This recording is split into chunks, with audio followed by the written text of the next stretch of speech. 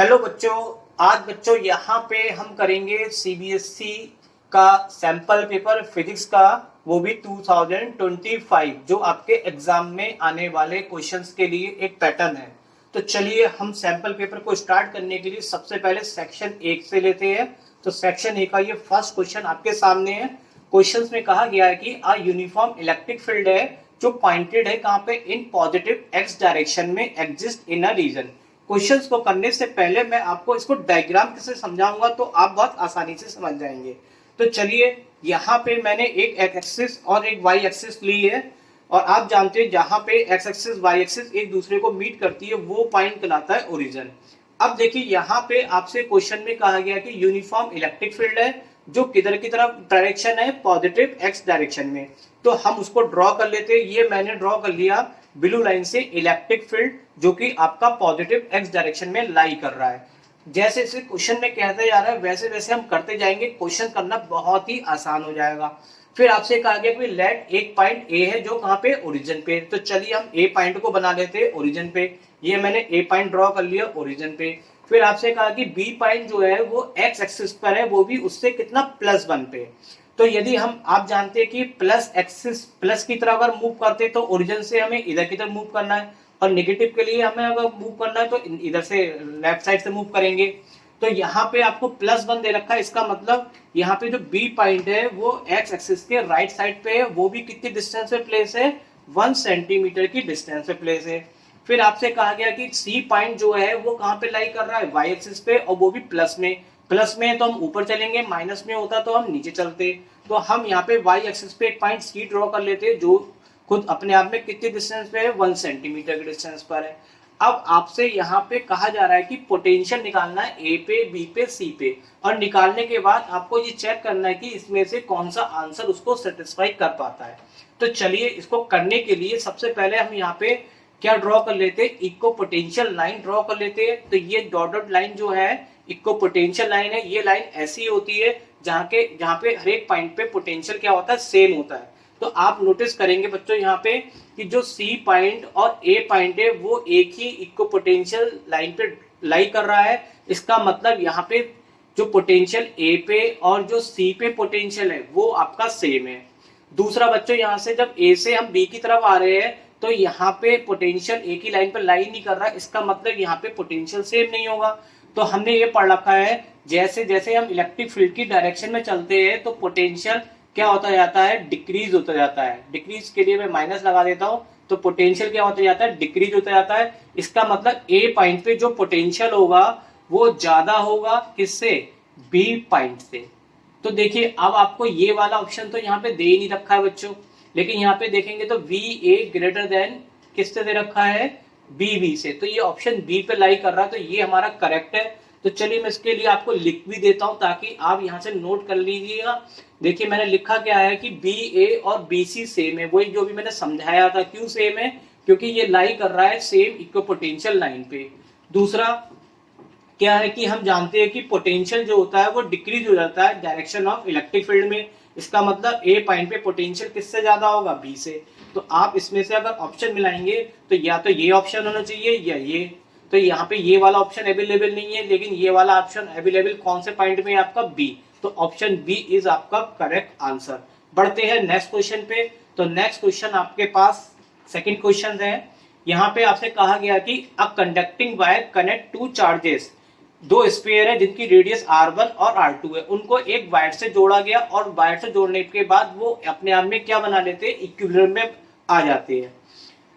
उसके बाद आपको कहा गया कि distance of separation between two sphere is very large compare to either of their radius, मतलब रेडियस से उसकी जो डिस्टेंस है वो काफी लार्ज है। उसके बाद आपको पूछा जा रहा है रेशियो निकालना है इलेक्ट्रिक फील्ड के मैग्नीट्यूड में, किसकी टर्म में, R1 और R2 की टर्म में। तो चलिए इसके लिए भी हम डायग्राम बनाएंगे, डायग्राम से आपको समझ में आएगा। तो आपको यहाँ पे बच्चों दो कंडक्टिंग स्फीयर दे रखे, तो मैंने एक कंडक्टिंग स्फीयर A बनाया जिसकी रेडियस R1 है। एक कंडक्टिंग स्फीयर मैंने क्या बनाया, B बनाया, जिसकी रेडियस कितनी है यहाँ पे बच्चों, R2 है। इन दोनों को हमने क्या करा, एक वायर से कनेक्ट करा। तो चलिए हम इनको एक वायर से कनेक्ट कर देते हैं। कनेक्ट करने के बाद हमसे कहा गया कि ये जब तक इनमें चार्ज फ्लो होगा जब तक कि ये इक्विलिब्रियम में ना आ जाए। तो ये हमारा यहाँ पे इक्विलिब्रियम में आ गया। तो इस पे चार्ज Q1 ले लेते हैं, इस पे चार्ज Q2। तो इक्विलिब्रियम की कंडीशन आप जानते हो, इक्विलिब्रियम में क्या होगा, यहाँ पे पोटेंशियल क्या होते हैं, सेम हो जाएंगे। यानी चार्ज तब तक फ्लो होगा जब तक कि चार्ज दोनों पे सेम ना हो जाए, और जब चार्ज सेम हो जाएंगे तो पोटेंशियल भी क्या हो जाएंगे, सेम हो जाएंगे आपको। तो यहाँ पे जो पोटेंशियल है ए और बी पे वो सेम है। पोटेंशियल का फॉर्मूला आप जानते हो कितना होता है, पोटेंशियल का फॉर्मूला होता है V = 1/4 pi epsilon not Q upon R। तो ये फॉर्मूला मैंने एक ए के लिए लगाया, Q अपॉन R, Q की जगह Q1 और R की जगह R1। B के लिए हमने Q2 लिया और रेडियस कितने लिए, R2। यहाँ पे हम थोड़ी सी कैलकुलेशन करते हैं, ये यहाँ पे ये वाला टर्म इससे क्या हो जाएगा, कैंसिल हो जाएगा। तो remaining term Q1 Q2 upon कितना आ जाएगा, Q1 upon R1 = Q2 upon R2 आ जाएगा। और उसके बाद हम यहाँ पे क्या करेंगे, Q2 को हम इधर ले जा रहे हैं और R1 को हम ऊपर ले जा रहे हैं, सेपरेट कर ले रहे हैं। Q1 अपॉन Q2 बराबर कितना आ जाएगा, R1 अपॉन R2। बट बच्चों यहाँ पे आपसे पूछा गया था रेशियो किसके बीच में, मैग्नीट्यूड ऑफ इलेक्ट्रिक फील्ड। अब हम यहाँ पे फॉर्मूला इलेक्ट्रिक फील्ड का लगाएंगे। इलेक्ट्रिक फील्ड का फॉर्मूला आप जानते हो कितना होता है, 1/4 pi epsilon not Q upon R²। तो ये R डिस्टेंस के लिए आपने फॉर्मूला पढ़ रखा है, तो यही फॉर्मूला हम पहले ए के लिए अप्लाई करते हैं। ए स्क्वायर के लिए हमने अप्लाई किया तो Q1 अपॉन R1² हो गया, और बी के लिए अप्लाई करेंगे तो कितना हो जाएगा, Q2 अपॉन R2²। रेशियो निकालना है तो हम इन दोनों को क्या करते हैं, डिवाइड कर लेते हैं। डिवाइड में मैंने E A को E B से डिवाइड कर लिया, तो इसको तो मैंने एज इट लिख दिया, और जिसको डिवाइड करना होता तो उसको मल्टीप्लाई में लिख के रेसिप्रोकल करके लिख देंगे। तो ये 4/5 R2² ऊपर आ जाएगा और ये टर्म नीचे आ जाएगी। अगर हम इसको कैलकुलेट करते हैं तो ये पूरा ये इससे कैंसिल हो गया आपका। तो रिमेनिंग टर्म आपकी कितनी बची है, रिमेनिंग टर्म बची आपकी Q1 अपॉन Q2, इसको एक साथ लिख लिया, और यहाँ पे बचा R2² अपॉन R1² एक साथ लिख लिया। हमें देखे आंसर निकालना है R1 और R2 की फॉर्म में। तो यहाँ पे जो हमने Q1 Q2 की वैल्यू निकाली थी वो इसमें R1 R2 आई थी, वो यहाँ पे हम लगा देते हैं। तो यहाँ पे हमने Q1 अपॉन Q2 की वैल्यू कितनी लगा दी, R1 अपॉन R2। अब इसको कैलकुलेट करते हैं तो ये कितना हो जाएगा बच्चों, आपका R1 से एक R1 कैंसिल हो जाएगा, R2 से एक R2, तो बचेगा E1 EA अपॉन EB बराबर R2 अपॉन R1। और देखेंगे तो ये आपका ये ऑप्शन किस वाले से मैच कर रहा है, तो जो इलेक्ट्रिक फील्ड का रेशियो R2 अपॉन R1 है, तो ये ऑप्शन बी से क्या कर रहा है, मैच कर रहा है। तो इसका मतलब option B is correct answer है। थर्ड क्वेश्चन पे आते हैं। थर्ड क्वेश्चन में कहा गया कि a long straight wire circular cross section of radius A carry steady current I। The current is uniform distribute across its section. The ratio निकालना है मैग्नेटिक फील्ड का अबव में और ऊपर। इससे पहले क्वेश्चन करने से पहले मैं इसमें जो फॉर्मूला यूज होगा पहले मैं वो फॉर्मूला आपको एक्सप्लेन कर देता हूँ, हालांकि आपने पढ़ रखा है। तो देखिए आपके लिए मैंने इस न्यूमेरिकल में जो फॉर्मूला यूज होना है पहले मैंने वो फॉर्मूला लिखा है। ये हमारे पास क्या बच्चों, एक वायर है जिसकी रेडियस कितनी है, A है। अगर हम वायर के अंदर की बात करें तो ये अंदर है, मतलब सरफेस के अंदर है, और एक पॉइंट सरफेस के बाहर है। तो आपने देखिए ये पढ़ रखा होगा, जैसे जैसे हम एक्सिस से सरफेस की तरफ बढ़ते हैं तो मैग्नेटिक फील्ड हमारा लगातार इंक्रीज होता जाता है। तो ये डायरेक्टली प्रोपोर्शनल होता है ग्राफ। और जैसे ही हम सरफेस से बाहर आते हैं तो वो ग्राफ क्या होता है, मैग्नेटिक फील्ड क्या होता जाता है, धीरे धीरे क्या होता जाता है, कम होता जाता है, और ग्राफ कहाँ जाता है, नीचे की तरफ। दूसरी बात, जब हम सरफेस के अंदर की बात कर रहे हैं इनसाइड के लिए, तो हमारे पास जो फॉर्मूला होगा मैग्नेटिक फील्ड का वो ये होता है V1, ये नीचे भी लिख रखा है मैंने, V1 बराबर μ0 अपॉन 2 पाई IR अपॉन A²। और यदि हम बाहर की बात करें तो बाहर के लिए फॉर्मूला होता है μ0 upon 2 pi I upon R। ये फॉर्मूला यहाँ पे यूज होना है, इसलिए मैंने इसको आपको समझाया है। अब क्वेश्चंस को हम करते, क्वेश्चंस में आते एक बार फिर से क्या कहा जाएगा, क्या है, आपको एक लॉन्ग स्ट्रेट वायर है जिसका क्रॉस सेक्शन की रेडियस कितनी है, A है, और उसमें करंट I फ्लो हो रही है। तो चलिए हम यहाँ पे एक वायर बना लेते हैं। वायर में हमने क्रॉस सेक्शन की जो रेडियस है वो दिखाई है कितनी है, A है, और इसमें करंट फ्लो हो रही I। रेशियो निकालना आपको मैग्नीट्यूड ऑफ मैग्नेटिक फील्ड का point A/2 above the surface. तो जो सरफेस है वायर के उससे ऊपर की तरफ A/2 डिस्टेंस पे निकालना है, और दूसरा निकालना है आपको point A/2 below the surface. तो बिलो द सरफेस पे निकालना है दो जगह पे आपको, एक स्पाइन पे निकालना है बाहर पे और एक अंदर पे। इनका रेशियो बताना है कि यहाँ पे कौन से आंसर इससे निकलेगा और कौन सा आंसर इसको मैच करेगा। तो देखिए सबसे पहले हम यहाँ पे क्या करते हैं, मैग्नेटिक फील्ड निकाल रहे हैं कहाँ पे, एट द अबव। अबव का मतलब आप समझेंगे तो आउटसाइड में निकालना है, और आउटसाइड के लिए बच्चों हमारे पास फॉर्मूला क्या होता है, ये मैग्नेटिक फील्ड का होता है mu not I upon 2πr। तो यहाँ पे हम अबव की बात कर रहे हैं, तो अबव हमारे लिए किसका काम करेगा, आउटसाइड के लिए। तो उसका फॉर्मूला हो गया mu not I upon 2πr। अब देखिए यहाँ पे हमें r की वैल्यू निकालनी होगी। देखिए यहाँ तक हमारे पास डिस्टेंस a है और ऊपर तक यहाँ तक डिस्टेंस कितनी हो गई, a/2। तो टोटल जो r की वैल्यू है डिस्टेंस की वो हो जाएगी हमारे पास कितनी, a प्लस a/2। इसको सॉल्व करेंगे, एलसीएम लेंगे तो कितना आ जाएगा, 3a/2। जो r की वैल्यू है वो उसको जो वैल्यू निकली है उसको हम यहाँ पे लगा देते हैं, तो कितना आएगा आपका आंसर यहाँ पे 3a/2। तो ये यहाँ पे 2 से 2 क्या हो जाएगा, इससे कैंसिल हो जाएगा, और इसको सही करके लिखे तो आंसर आ जाएगा आपका कितना, mu not I upon 3πa। तो ये अब के केस में हो गया। अब हमें यहाँ पे क्या कहा गया था, जो पॉइंट बिलो है सरफेस से, तो उस केस की बात करें तो अब हम मैग्नेटिक फील्ड कहाँ पे निकाल रहे हैं, बिलो। बिलो का मतलब हो गया अंदर की तरफ यानी इनसाइड पे, और इनसाइड के लिए फॉर्मूला होता है मैग्नेटिक फील्ड का mu not I R upon 2πa²। तो यहाँ पे भी हम r की वैल्यू निकालेंगे। r की वैल्यू देखो यहाँ पे कितनी है आपकी, a है। अब इस एक्सेस से अगर r निकालेंगे तो ये बचेगी कितनी आपकी, a माइनस a/2। तो इस r की वैल्यू निकाल लेते हैं, a माइनस a/2। जब माइनस करेंगे तो आपका आंसर आ जाएगा a/2। मतलब इसमें से एलसीएम मैंने ले लिया, a माइनस a/2 में एलसीएम 2 लेंगे तो 2a माइनस a, तो ये बचेगा आपका कितना, a/2। तो ये इसको सॉल्व करके आ जाएगा आपका a/2। इस r की वैल्यू को भी हम यहाँ लगा देते इस जगह पे, तो हमारे पास कितना आंसर आ जाएगा, r की जगह मैंने a/2 लिखा, और इसको हम कैलकुलेट करेंगे तो एक a से एक कट जाएगा, और ये 2 कहाँ जाएगा, नीचे आके 4 बन जाएगा। तो कितना आंसर आ जाएगा आपका, mu not I upon 4πa। अब देखिए आपसे यहाँ पे पूछा गया था कि अबव का और बिलो का रेशियो निकालना है आपको, इसलिए हम इन दोनों इक्वेशन को डिवाइड कर देते हैं। यहाँ पे जब डिवाइड करेंगे तो हमें ये वाले पार्ट्स को ऊपर रखेंगे डिवाइड करने में, और मल्टीप्लाई में जब ये लिखेंगे ये वाला पार्ट तो ये ऊपर चला जाएगा 4πa और म्यू नॉट आई। तो दोनों को डिवाइड करने पे आपके पास रिजल्ट आ जाएगा। अब उसमें कैंसिल क्या क्या हो रहा है, ये कैंसिल हो गया, पाई से पाई कैंसिल हो गया, ए से ए भी, तो बचा कितना 4/3। तो ये वाला आंसर जो रेशियो पूछा गया था वो 4/3 आ गया। और आप देखेंगे ये कौन से वाले ऑप्शन से मैच कर रहा है, तो ये हमारा ऑप्शन मैच कर रहा है सी। तो इसलिए करेक्ट आंसर क्या हो गया आपका, C is a correct option. Fourth question है यहाँ पे, diffraction effect can be observe. Diffraction effect किस चीज में ऑब्जर्व कर सकते हैं, साउंड में, लाइट में, अल्ट्रासोनिक में, साउंड वेव में। तो देखिए सबसे पहले मैं आपको डिफ्रैक्शन बता दूं। डिफ्रैक्शन क्या होता है, जब वेव्स किसी भी होल से पास होती है तो वो वेव्स क्या होती है, थोड़ा सा अंदर की तरफ टर्न हो जाती है, बेंड हो जाती है, और या उसको कह सकते हैं वो चारों तरफ फैल जाती है, स्प्रेड हो जाती है। इस चीज को हम बोलते हैं डिफ्रैक्शन। तो देखिए ये डिफ्रैक्शन लाइट के केस में भी होता है और ये डिफ्रैक्शन साउंड के केस में भी होता है। तो यहाँ पे ये वाला आंसर इससे मैच करेगा, इस वाले से। ये अल्ट्रासोनिक का इससे कोई मतलब नहीं है।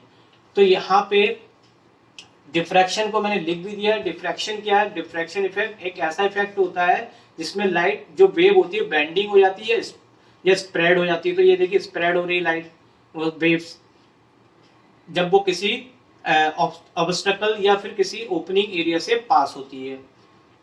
तो यहाँ पे जो आंसर है वो आपका कौन सा है, D answer is a correct. तो जो साउंड और लाइट वेव है दोनों में डिफ्रैक्शन की प्रॉपर्टी पाई जाती है।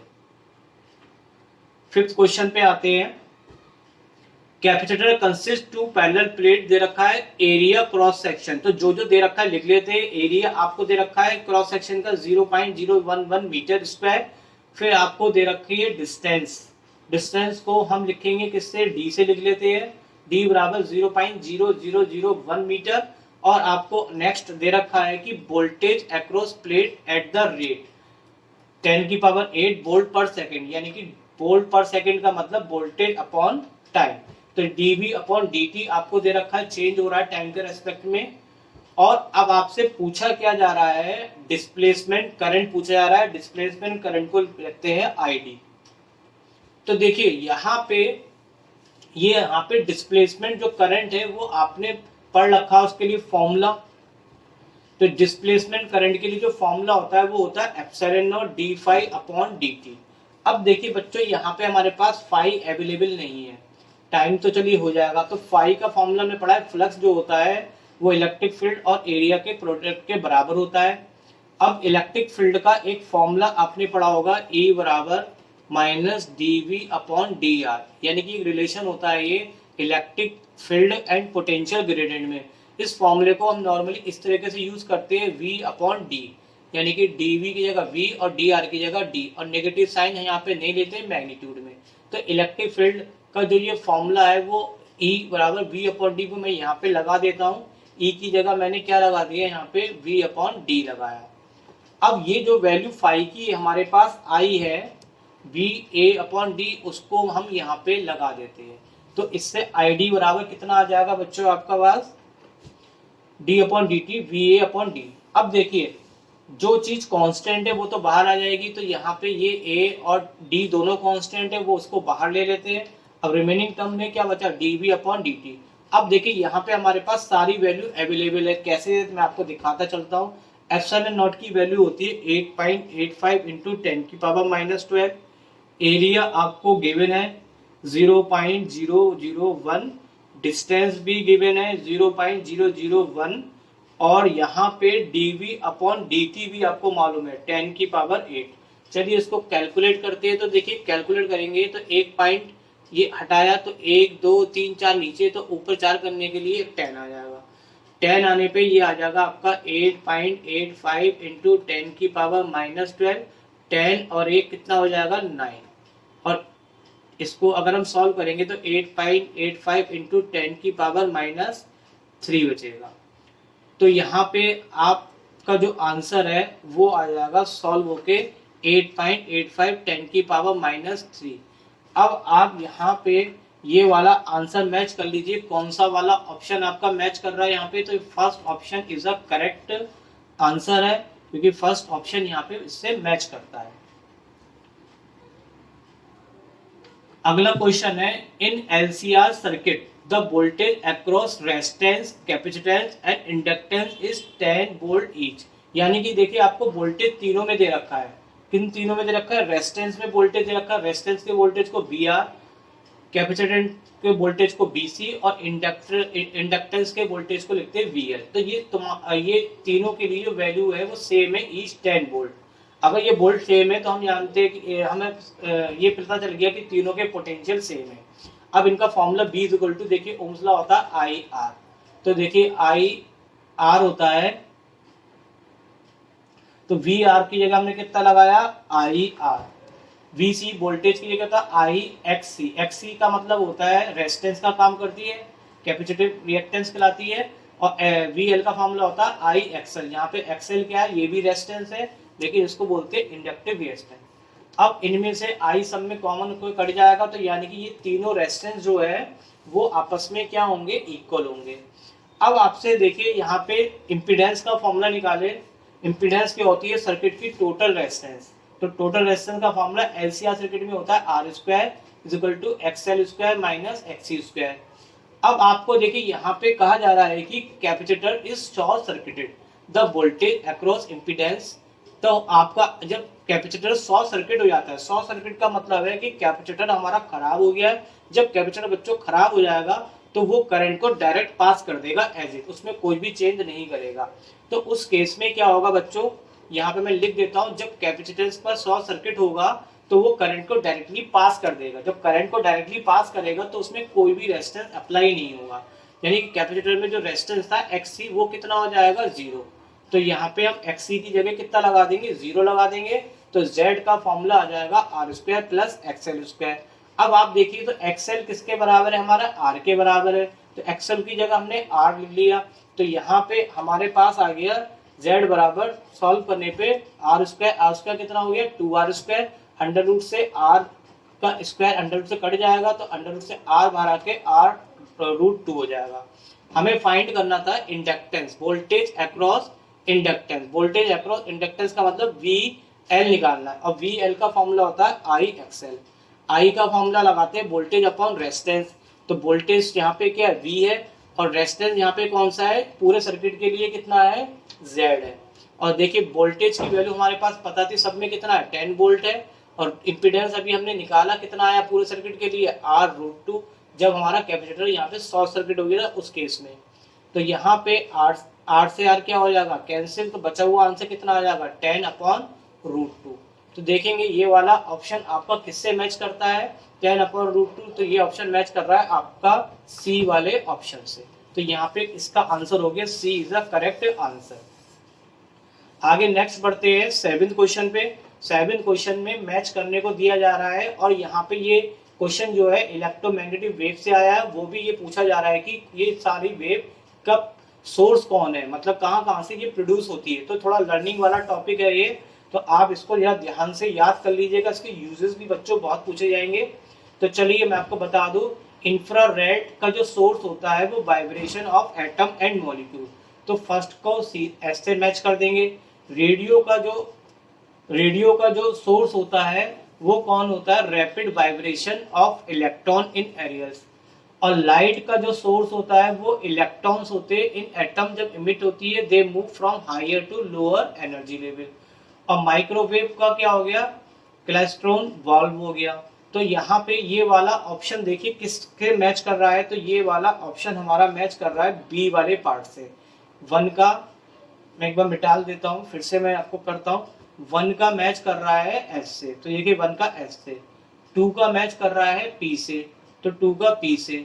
3 का मैच कर रहा है आपका क्यू से, तो 3 का मैच कर रहा है क्यू। ये ओ नहीं है बच्चों, यहाँ पे ये गलत है, ये क्यू है, तो ये 3 क्यू से मैच कर रहा है। चौथे का जो मैच कर रहा है वो आर से कर रहा है। तो इस तरह से यहाँ पे जो करेक्ट आंसर है वो है आपका option B is a correct answer.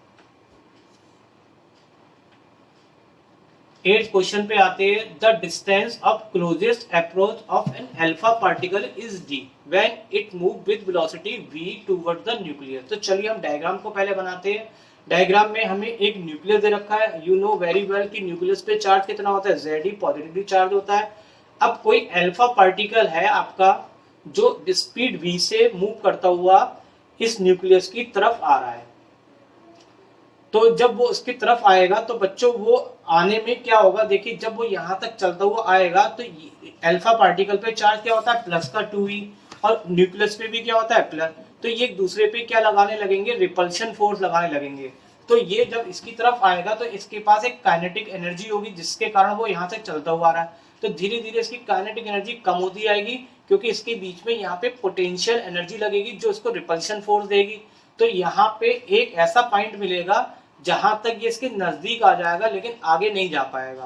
तो ये यहाँ से लेके जो यहाँ तक की डिस्टेंस बचती है, इस डिस्टेंस को हम बोलते हैं कि डिस्टेंस ऑफ क्लोजेस्ट अप्रोच, कि वो यहाँ तक पहुंच गया अपनी ताकत से, क्योंकि उसका न्यूक्लियस का रिपल्शन फोर्स लगातार इस पे वर्क करेगा और एक कंडीशन आएगी कि ये काइनेटिक एनर्जी कम होती जाएगी और पोटेंशियल एनर्जी बढ़ती जाएगी, और जहां पे ये दोनों सेम हो जाएगी वहां से वो अल्फा पार्टिकल लौटना स्टार्ट कर देगा। तो ये जो क्वेश्चंस में कहा गया था कि जो क्लोजेस्ट अप्रोच है वो कितने डिस्टेंस तक पहुंच पाता है डी, तो यहां से यहाँ तक की जो डिस्टेंस है वो डी दे रखी है और इस क्लोजेस्ट डिस्टेंस पे काइनेटिक एनर्जी किसकी इक्वल हो जाएगी, पोटेंशियल एनर्जी के। तो यहाँ पे इस केस फर्स्ट की बात कर लेते हैं, काइनेटिक एनर्जी पोटेंशियल एनर्जी के बराबर है। तो काइनेटिक एनर्जी का फॉर्मूला आप जानते हैं हाफ mv² और पोटेंशियल एनर्जी का फॉर्मूला होता है U बराबर 1/4 pi epsilon not Q1 Q2 upon R। तो देखो Q1 की जगह हमारे पास हो गया 2e और Q2 की जगह कितना हो गया Ze और R की जगह हो गया इन दोनों के बीच की डिस्टेंस g। अब देखिए यहाँ पे सेकंड केस की बात करें तो सेकंड में आगे एक अनदर अल्फा पार्टिकल है जिसको फिर से प्रोजेक्ट किया गया, लेकिन इस बार हायर एनर्जी दी गई और हायर एनर्जी देने के बाद वो उसके ज्यादा से ज्यादा नजदीक और पहुंच गया। पहले d डिस्टेंस पर पहुंच रहा, अब उसके dy2 डिस्टेंस पर पहुंच रहा है। तो उस केस में उसकी स्पीड बतानी है कि उसकी स्पीड कितनी स्पीड से वो आ रहा है। तो केस सेकंड में आप फिर से क्या करते हैं, अल्फा पार्टिकल लेते हैं, लेकिन इस बार की जो वेलोसिटी है वो अलग है। तो मैंने उसको नाम दे दिया वी डैश, और वो भी इससे ज्यादा है, हाइयर है। अगर हाइयर है तो वो न्यूक्लियस के ज्यादा से ज्यादा करीब पहुंचेगा, तो इस डिस्टेंस से करीब पहुंचेगा। लेकिन इस बार कितनी डिस्टेंस पहुंच जाता है करीब, d/2, यानी उसके पास एनर्जी ज्यादा आई थी, तो ज्यादा एनर्जी के कारण वो उसके ज्यादा नजदीक पहुंच जाएगा, कितने, d/2 डिस्टेंस पे।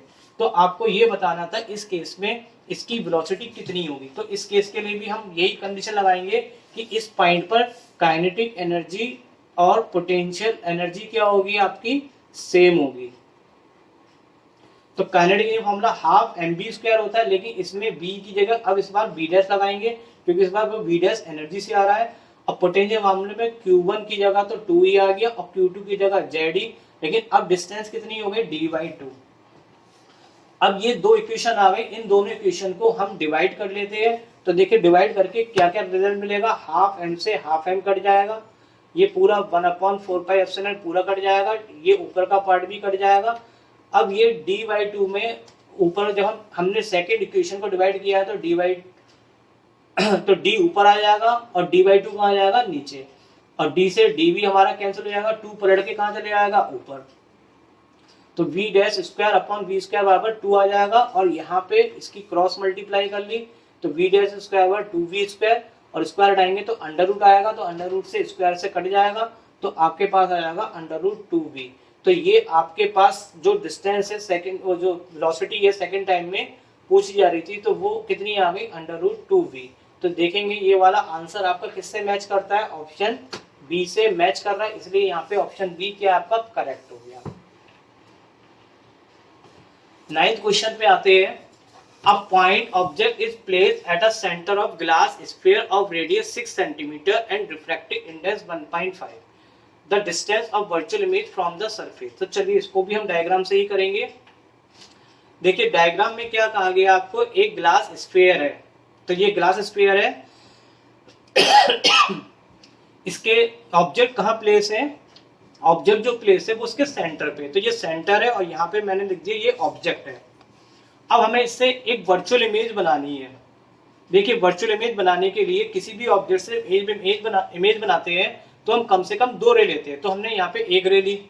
अब आपको मैं एक चीज बता दूं, जो देखिए सर्कल से या स्फीयर से अगर हम बाहर की तरफ कोई बात करते हैं रेडियस की तरफ, तो ये हर तरफ कितना होता है, 90 का एंगल होता है। रेडियस से ये कितना एंगल होता है, हमेशा 90 का। और ये हमने पढ़ रखा है, जब 90 पे कोई लाइन पड़ती है रे, तो वो बिल्कुल स्ट्रेट जाती है, उसका रिफ्लेक्शन क्या होता है, और रिफ्लेक्शन दोनों ही नॉर्मली रहता है, यानी कि वो अगर रिफ्लेक्ट की बात करें तो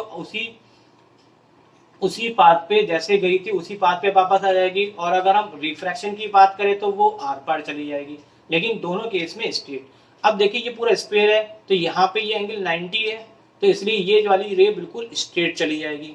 फिर हमने दूसरी रे ली, तो दूसरी रे में भी यहाँ पे भी एंगल 90 का है ये इसके साथ, तो ये भी बिल्कुल क्या होगी, सीधी चली जाएगी। इमेज बनाने के लिए दोनों रे का मीट होना जरूरी है, तो आगे जाके तो ये मीट नहीं होगी, लेकिन इसको अगर हम पीछे बढ़ाए तो पीछे बढ़ाने के बाद अपने आप ये फिर से कहाँ पे मीट हो रही है, ओ पे। इसका मतलब यहीं पे इसकी क्या बन रही है, इमेज बन रही है। जहाँ यानी कि ओ पे ऑब्जेक्ट है तो वहीं पे उसकी क्या बन रही है, इमेज। और जब आगे जाके मीट ना हो और हमें खुद से मीट कराना पड़े तो उस केस में इमेज कैसी बनती है, वर्चुअल। तो ये आपकी वर्चुअल इमेज, यहीं पे ऑब्जेक्ट है तो, और यहीं पे उसकी इमेज बन रही है। अब आपसे नेक्स्ट क्या कहा गया कि आपको बताना है कि डिस्टेंस बताना है इस इमेज की सरफेस से। तो सरफेस पे हमने एक पॉइंट के ले लिया, पी ले लिया, ये इसका पी पॉइंट यहाँ पे सरफेस पे ले लिया, जिसकी हमें इससे इमेज से डिस्टेंस बतानी है। तो देखिए डिस्टेंस बताने के लिए, और आपको ये भी दे रखा था, रिफ्रैक्टिव इंडेक्स दे रखा है, तो वो कितना है, n1 बराबर 1.5 और n2 कितना होता है, 1। अब देखिए हमें सरफेस से डिस्टेंस बतानी है, तो हम यहाँ पे कुछ चीजें अपने आप से निकालेंगे। इस जहां से हमें इमेज को डिस्टेंस नापनी है, P से नापनी है, तो P से लेके O तक की जो डिस्टेंस होगी उसे बोलते हैं ऑब्जेक्ट डिस्टेंस। और जितनी भी डिस्टेंस लेफ्ट में होती है वो सारी की सारी क्या होती है, माइनस में होती है। तो यहाँ पे U की वैल्यू कितनी है, 6 सेंटीमीटर। 6 कैसे हुई, क्योंकि बच्चों यहाँ पे रेडियस भी कितनी थी, ये रेडियस 6 है, तो इसका मतलब ये ऑब्जेक्ट डिस्टेंस भी कितनी हो गई, -6। माइनस इसलिए कि लेफ्ट साइड के लिए है। दूसरा यहाँ पे रेडियस कितनी दे रखी है, 6 सेंटीमीटर, और ये भी हम किस में लेंगे, माइनस में। अब हमें निकालना है क्या है, V। तो देखिए यहाँ पे स्फेरिकल सरफेस के लिए आपने ये फॉर्मूला पढ़ रखा होगा n2 upon v minus n1 upon u बराबर n2 minus n1 upon are. इस फॉर्मूले में हम सारी वैल्यू लगाते हैं। देखिए वैल्यू भी लगाना मैं आपको बता देता हूँ कैसे लगाई हमने। n2 की वैल्यू हमारे पास बच्चों कितनी है 1, तो n2 की जगह हमने 1 लिख दिया।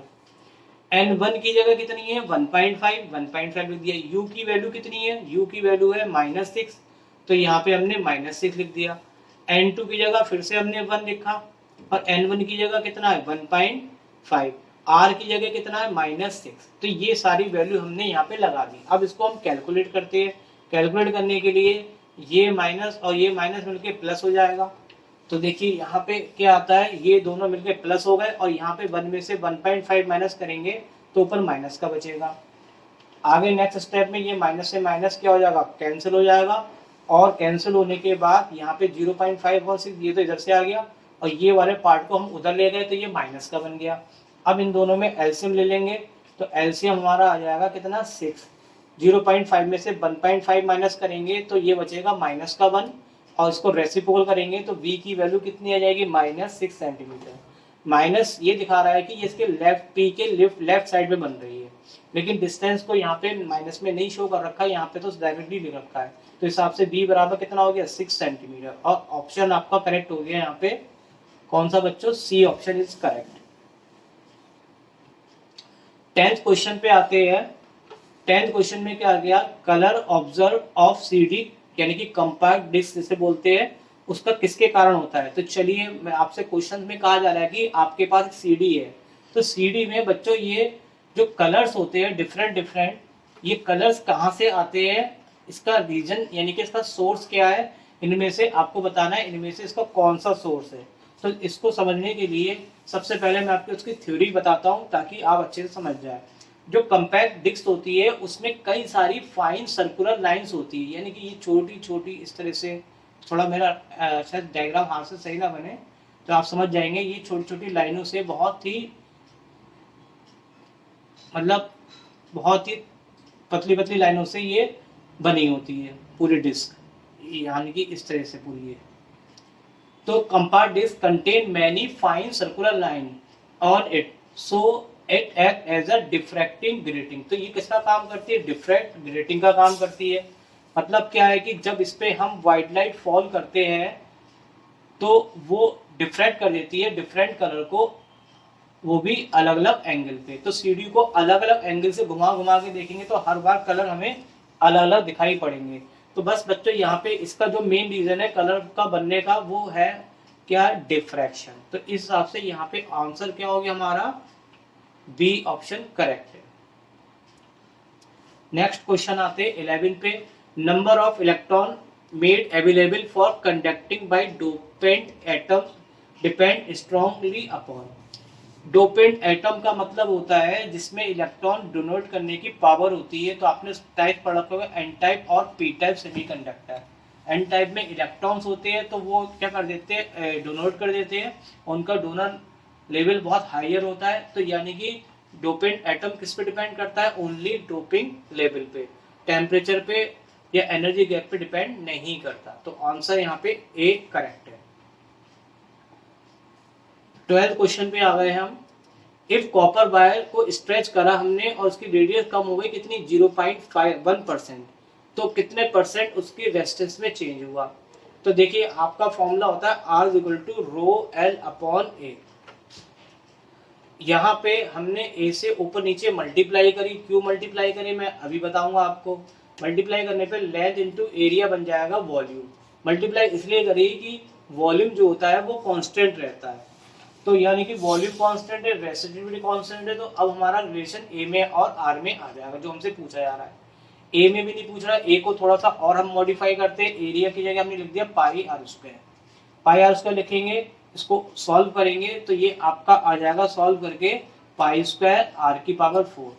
अब देखिए यहाँ पे क्लास 11th में इसको हम यहाँ पे इस पूरे टर्म्स पे एक चीज और कह देते हैं, ये सब कांस्टेंट है हमारे लिए, तो उसको हमने k कह दिया और ये r⁴ को कहाँ ले गए ऊपर। तो क्लास 11 में बच्चों जब हम यहाँ पे परसेंटेज निकालते थे तो आपको ध्यान होगा हम परसेंटेज कैसे निकालते थे, एरर वाले चैप्टर में था। तो r की जगह लिखेंगे ΔR/r × 100 के तो कांस्टेंट है, ये हट जाएगा, और जो पावर होती थी वो पहले आ जाती थी, और इसमें जो परसेंट निकालेंगे वो delta r upon r into 100।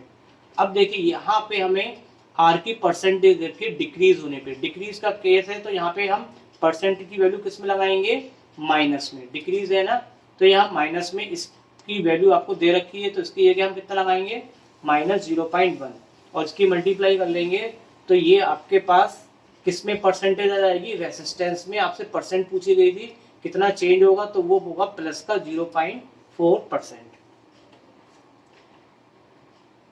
Option हो गया आपका यहाँ पे सी इज करेक्ट आंसर। अब बच्चों यहाँ पे आपसे पूछा जा रहा है असर्शन और रीजन वाले क्वेश्चन, तो ये आपके पास 13 से लेकर 16 तक के क्वेश्चन इसमें से आएंगे, असर्शन और रीजन से। तो चलिए पहले मैं क्वेश्चन नंबर 13 लेता हूं। On increasing the current sensitivity of galvanometer by increasing the number of turn may not necessary increase voltage sensitivity. देखिए आप करंट सेंसिटिविटी के फॉर्मूले को जानते हैं। करंट सेंसिटिविटी का फॉर्मूला होता है, करंट सेंसिटिविटी बोलती है डिफ्लेक्शन अपॉन करंट को हम बोलते हैं current sensitivity moving coil galvanometer की, और उसका हमने फॉर्मूला भी पढ़ा था NBA/K। यहाँ पे देखिए कहा गया है कि जब हम इंक्रीज करते हैं करंट सेंसिटिविटी गैल्वेनोमीटर की तो इंक्रीज हो जाती है नंबर ऑफ टर्न के द्वारा। बिल्कुल सही बात है, करंट सेंसिटिविटी डिपेंड किस पे कर रही है, एन पे। अगर हम एन को बढ़ाएंगे तो ये भी बढ़ेगी, तो यहाँ तक तो सही है। इसके बाद कहा गया कि नॉट नेसेसरी इंक्रीज वोल्टेज, लेकिन वोल्टेज सेंसिटिविटी में कोई चेंज नहीं होगा। तो पहले वोल्टेज सेंसिटिविटी का फॉर्मूला देखें, तो वोल्टेज सेंसिटिविटी का फॉर्मूला होता है phi/V को बोलते हैं, उसका फॉर्मूला होता है NV/R के। अब इसमें एक चीज है यहाँ पे बच्चों, जैसे हम नंबर ऑफ टर्न्स को इंक्रीज करते हैं, किसी भी चीज के नंबर ऑफ टर्न्स को अगर हम इंक्रीज करेंगे तो उसके हिसाब से उसका रेजिस्टेंस भी क्या होगा, इंक्रीज होगा। तो अगर हमने 2 टन बढ़ाए इसके, तो यहाँ पे 2 टाइम्स हो जाएगा, 3 टन बढ़ाए तो 3 टाइम, यानी कि जितना नंबर ऑफ टन बढ़ाएंगे उतना रेजिस्टेंस हमारा बढ़ेगा। तो इस पॉइंट ऑफ व्यू से अगर हम समझे तो नंबर ऑफ टन बढ़ाने से रेजिस्टेंस उसी हिसाब से चेंज हो रही है, तो फाइनली इसमें कोई भी चेंज नहीं आएगा, जबकि करंट में चेंज आएगा। तो यही वाली बात आपसे कहा जा रहा है कि अगर हम करंट सेंसिटिविटी की current sensitivity on increasing the current sensitivity galvanometer की बढ़ाते हैं तो इंक्रीज हो जाता है नंबर ऑफ टर्न से, लेकिन नंबर ऑफ टर्न से वोल्टेज सेंसिटिविटी में कोई चेंज नहीं होता। तो ये ए ऑप्शन जो है हमारा ट्रू है।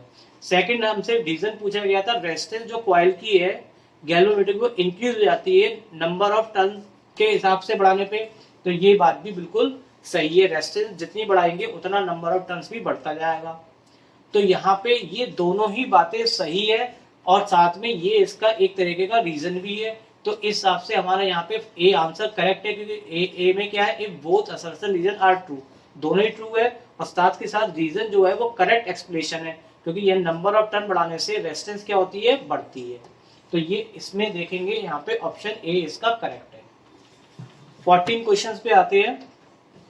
हाइड्रोजन एटम में केवल एक ही इलेक्ट्रॉन होता है, लेकिन इसका इमिशन स्पेक्ट्रम शो करता है मैनी लाइन को। बिल्कुल सही है, जैसे कि एक इलेक्ट्रॉन होता है, अब एक इलेक्ट्रॉन कहीं से भी आ सकता है, नीचे वाली स्टेट यहाँ पे भी आ सकता है, यहाँ पे भी आ सकता है, ग्राउंड स्टेट में भी आ सकता है, तो कई स्टेट में आके वो कई सारी लाइनों को शो करता है। तो ये बात बिल्कुल करेक्ट है।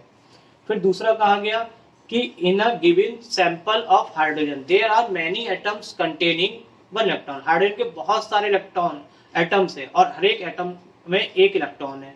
तो इलेक्ट्रॉन्स इन डिफरेंट एटम में भी different orbit transition higher to lower possible होंगे। यस, ये बात भी बिल्कुल करेक्ट है, और ये इसका रीजन भी है। तो यहाँ पे भी आपका ए ऑप्शन यहाँ पे करेक्ट है बच्चों। 15 क्वेश्चन पे आते हैं। Nuclei having mass number about 60 are least stable. बिल्कुल गलत है। इसका रीजन मैं आपको बताता हूँ। आप न्यूक्लियाई वाले चैप्टर में पढ़ रखा होगा, मास एनर्जी लेवल ग्राफ जो होता है, उसमें आप देखेंगे ए की वैल्यू जब 60 होती है तो वो हाईएस्ट बाइंडिंग एनर्जी होती है। अगर बाइंडिंग एनर्जी ज्यादा होगी तो वो क्या होगा, कहीं भी जा नहीं पाएगा, उसको वो बांधे रखेगा, तो यानी कि वो मोस्ट स्टेबल होगा। लेकिन यहाँ पे कहा गया है कि न्यूक्लियर जिनके मास नंबर 60 है वो लीस्ट होते, तो गलत है। लीस्ट नहीं होते, वो मोस्ट स्टेबल होते हैं। और दूसरा यहाँ पे कहा गया व्हेन 2 और मोर न्यूक्लियाई जब कंबाइंड होते हैं हैवियर, तो उनमें बाइंडिंग एनर्जी क्या होती है, डिक्रीज होती है, डिक्रीज नहीं होती है। देखिए किसी चीज को जोड़ने के लिए एनर्जी की रिक्वायरमेंट होती है, तो वहां पे डिक्रीज नहीं है, इंक्रीज।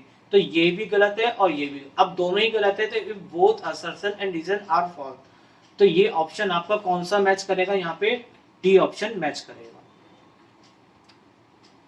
16 क्वेश्चन है, असर्शन जो है de Broglie wavelength of freely fall body keeps decreasing with time, और दूसरा है the momentum of freely falling increase with time. तो चलिए पहले हमें रीजन को लेके चलते हैं, तो ऊपर वाले को समझने में आसानी होगी। मोमेंटम जो है फ्री फॉलिंग बॉडी का इंक्रीज होता है विद टाइम। कैसे, देखिए जब कोई बॉडी फ्री फॉल होती है तो लगातार उसकी वेलोसिटी बढ़ती जाती है, ऊपर से कोई चीज नीचे गिरती है तो तेजी से गिरती है। अब वेलोसिटी बढ़ने से क्या होगा, मोमेंटम का फॉर्मूला होता है P बराबर mv। क्या होता है, P बराबर mv। अगर वेलोसिटी इंक्रीज होगी तो मोमेंटम भी इंक्रीज होगा। तो देखिए यही बात यहाँ पे कहा गया है, मोमेंटम जो है फ्री फॉलिंग बॉडी का इंक्रीज हो जाता है विद टाइम। टाइम बढ़ेगा तो वेलोसिटी भी बढ़ेगी और मोमेंटम भी बढ़ेगा। तो ये बात बिल्कुल सही है। अब डी ब्रोगली वेवलेंथ का आपने फॉर्मूला पढ़ रखा है, लैम्डा बराबर h/p। अभी आपने देखा कि P यहाँ पे बढ़ रहा है तो डी ब्रोगली वेवलेंथ क्या हो रही है, कम हो रही है। तो यहाँ पे भी यही कहा गया कि डी ब्रोगली वेवलेंथ क्या हो रही है, डिक्रीज हो रही है, क्योंकि टाइम के साथ, टाइम के अकॉर्डिंग वेलोसिटी बढ़ रही है तो मोमेंटम बढ़ रहा है, मोमेंटम बढ़ रहा है तो वेवलेंथ क्या हो रही है, कम हो रही है। तो ये बात भी सही है। तो इसमें भी ऑप्शन आपका कौन सा आ जाएगा, ए करेक्ट होगा। तो बच्चों यहां तक हमने सेक्शन ए के सारे क्वेश्चंस कर लिए, लेकिन आप इस चैनल पे बने रहिएगा क्योंकि आगे के क्वेश्चंस को भी मैं आपको कराने वाला हूं। उसके लिए आपको वीडियो के पार्ट 2 को देखना पड़ेगा, क्योंकि ये वीडियो लंबी हो जाती है, इसलिए मैंने इसको पार्ट्स में बनाया है। तो चलिए बच्चों, आपको अगर ये वास्तव में आपके काम की चीज है तो चैनल को आप लाइक तो करिए, लेकिन सबसे इंपॉर्टेंट है सब्सक्राइब जरूर करके रखिएगा, क्योंकि जब भी वीडियो अपलोड होगी तो वो आप तक पहुंचती रहेगी। चलिए मिलते हैं नेक्स्ट वीडियो में। Thank you very much.